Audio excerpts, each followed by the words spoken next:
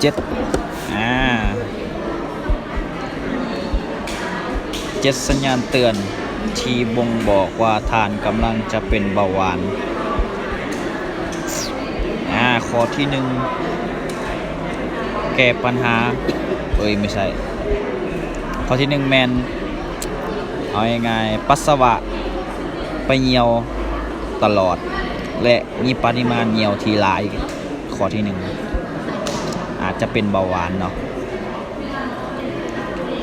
มีอาการหิวนำดื่มน้ำตลอดเป็นวันสุดคนที่นี่นะมีอาการหิวน้ำและดื่มน้ำตลอดเนื่องจากอันนี้การจะมีอาการเป็นเบาหวานเนาะแต่ไปกวดเบื้องก่อนเนาะเพื่อความมั่นใจ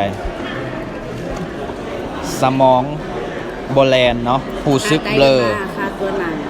หูซึกเบลอเนาะหูซึกแบบสมองโบแลนหูซึกเบลอตลอดเวลาคิดยังก็บ่ออก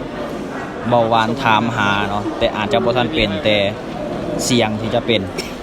สายตาแย่ลงเนาะสายตาบ่ค่อยดีมีอาการหน้ามืดตามัวเบิ่งบ่ค่อยชัดเจนเนาะอาจจะเป็นเบาหวานได้เนาะสายตาบ่ค่อยชัดเจนพยายามไปกวดเช็คเบิ่งเนาะอาจจะบ่ทันเป็นแต่ก็ต้องป้องกันไว้ก่อนบาดแผลหรือรอยช้ำหายสากว่าปกติเนาะถือว่าบาดแผลที่ว่ามันถึกเฮาเป็นแผลเป็นหยังหายสาเกินไปนี่ก็คืออาจจะมีธาตุน้ำตาลในเลือดนี่เฮ็ดให้แผลเฮานานหายน้ำหนักลดผิดปกติน้ำหนักลดผิดปกติก็อาจจะเป็นเบาหวานได้เดือนนึงลดไป10กิโล20กิโลบอกเลยว่าอันนั้นเบาหวานถามหาแน่นอนและเรื่องสุดท้ายเนาะก็คือมดเลี้ยวแรงอ่อนเพลียเนาะมดเหื่อมดแห้งอ่อนเพลียเฮ็ดหยังก็แบบบ่ค่อยแบบมีเหื่อมีแห้งเนาะบ่ค่อยเต็มที่พยายาม